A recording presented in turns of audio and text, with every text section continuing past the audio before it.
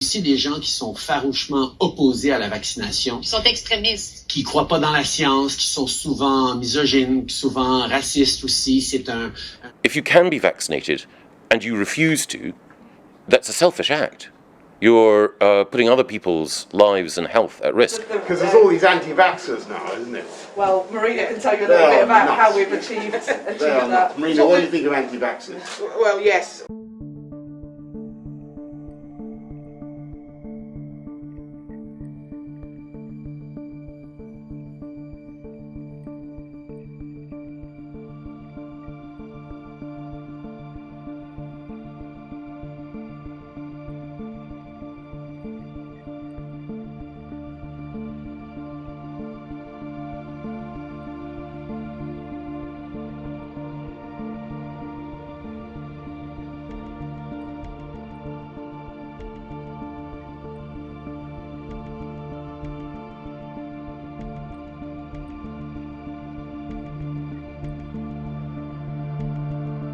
Well, you spoke several times before about ideological subversion. That is a phrase that I'm afraid some Americans don't fully understand. When the Soviets used the phrase ideological subversion, what do they mean? It's a slow process which we call either ideological subversion or active measures, активные мероприятия in the language of the KGB, or psychological warfare. What it basically means is to change the perception of reality of every American to such an extent that despite of the abundance of information, no one is able to come to sensible conclusions in the interests of defending themselves, their families, their community, and their country. It's a great brainwashing process which goes very slow, and it's divided in 4 basic stages. The first one being demoralization. It takes from 15 to 20 years to demoralize a nation. Why that many years? Because this is the minimum number of years which requires to educate one generation of students in the country of your enemy, exposed to the ideology of the enemy. In other words, Marxism-Leninism ideology is being pumped into the soft heads of at least 3 generations of American students without being challenged or counterbalanced by the basic values of Americanism, American patriotism. The result you can see. Most of the people who graduated in the 60s, dropouts or half-baked intellectuals, are now occupying the positions of power in the government, civil service, business, mass media, educational system. You are stuck with them. You cannot get rid of them. They are contaminated. They are programmed to think and react to certain stimuli in a certain pattern. You cannot change their mind, even if you expose them to authentic information, even if you prove that white is white and black is black. You still cannot change the basic perception and the logic of behavior. In other words, these people, the process of demoralization is complete and irreversible. To get rid society of these people, you need another 20 or 15 years to educate a new generation of patriotically minded and common sense people who would be acting in favor and in the interests of United States society.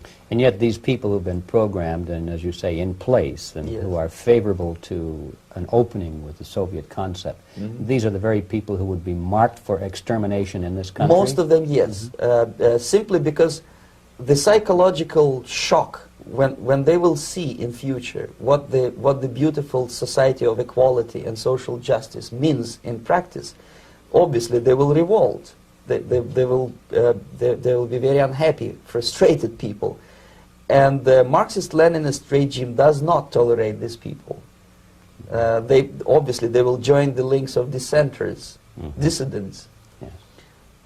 Unlike in present United States, there will be no place for dissent in future Marxist-Leninist America. Here you can get popular like Daniel Ellsberg and filthy rich like Jane Fonda for being dissident, for criticizing your Pentagon. In future, these people will be simply squashed like cockroaches. Nobody is going to pay them nothing for their beautiful, noble ideas of equality.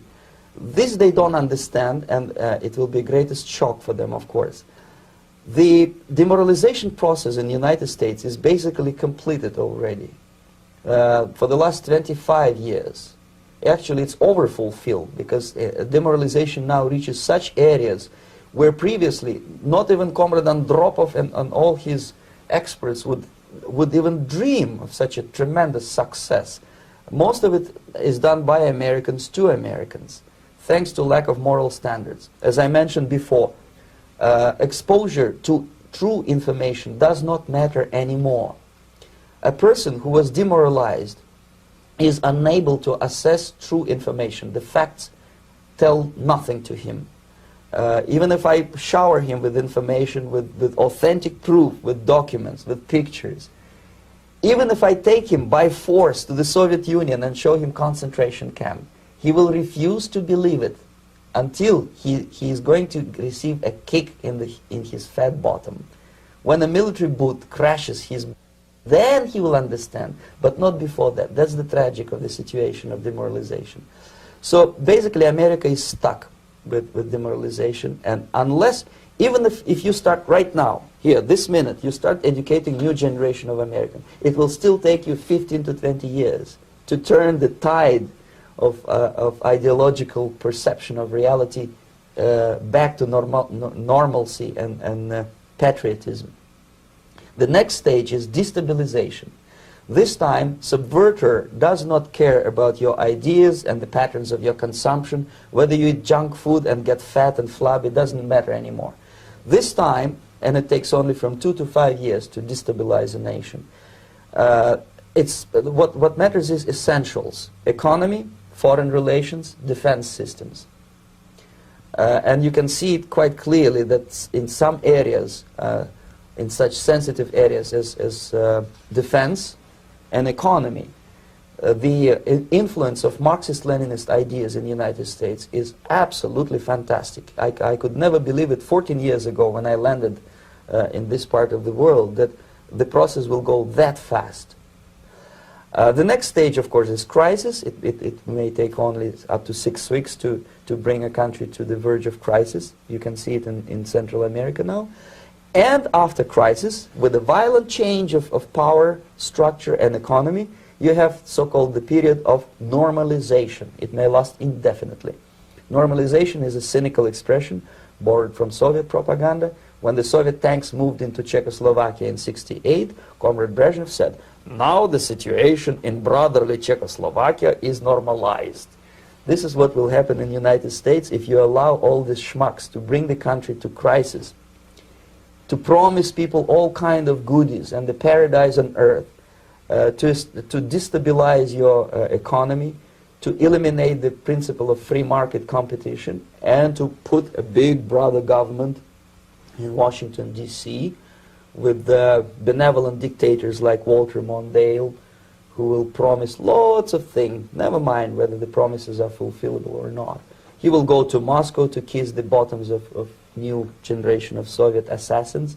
Never mind. He will create false illusions that the situation is under control. Situation is not under control. Situation is disgustingly out of control.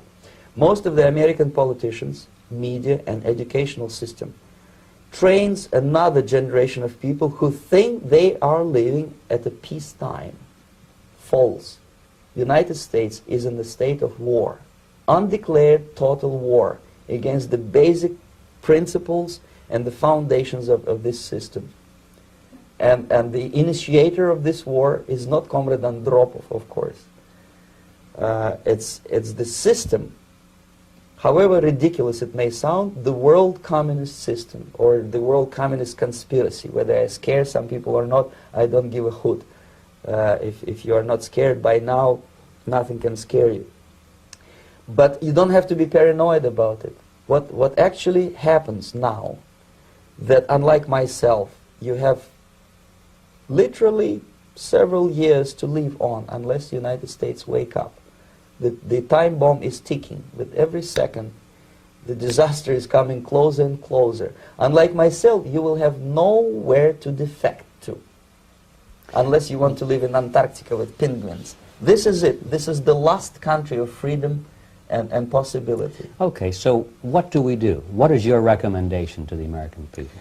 Well, the immediate thing that comes to my mind is, of course, there must be a very strong national effort to educate people in the spirit of real patriotism, number one. Number two, to explain them the real danger of socialist, communist, whatever, welfare state, big brother government.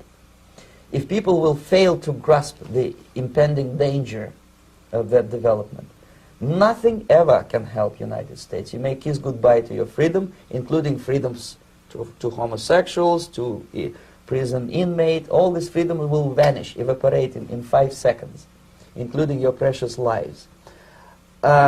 The second thing, the moment at least part of the United States population is convinced that the danger is real, they have to force their government. And I'm not talking about sending letters, signing petitions, and all this beautiful, noble activity. I'm talking about forcing United States government to stop aiding communism. Because there is no other problem more burning and urgent than to stop the Soviet military-industrial complex from destroying whatever is left of the free world. And it is very easy to do. No credits, no technology, no money, no political or diplomatic recognition, and of course no such idiocy as grain deals to USSR.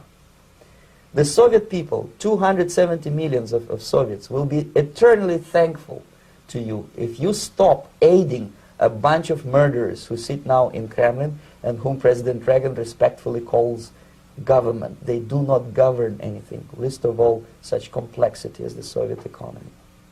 So two very simple, maybe too simplistic answers or solutions, but nevertheless they are the only solutions. Educate yourself, understand what's going on around you. You are not living at the time of peace.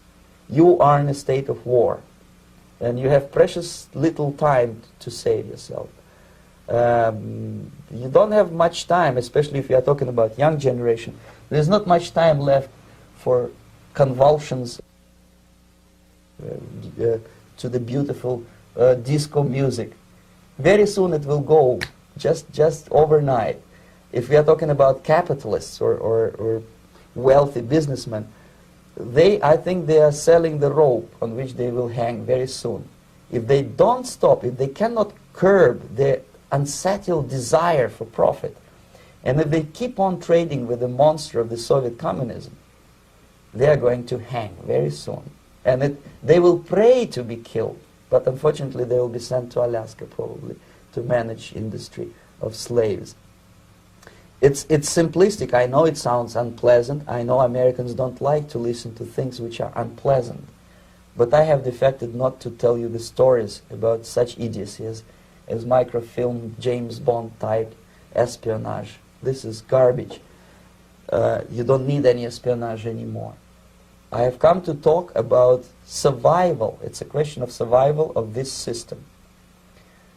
You may ask me, what is it in for me? Survival, obviously, because unlike, as I said, I am now in your boat. If we sing together, we'll sing beautifully together. There is no other place on this planet to defect.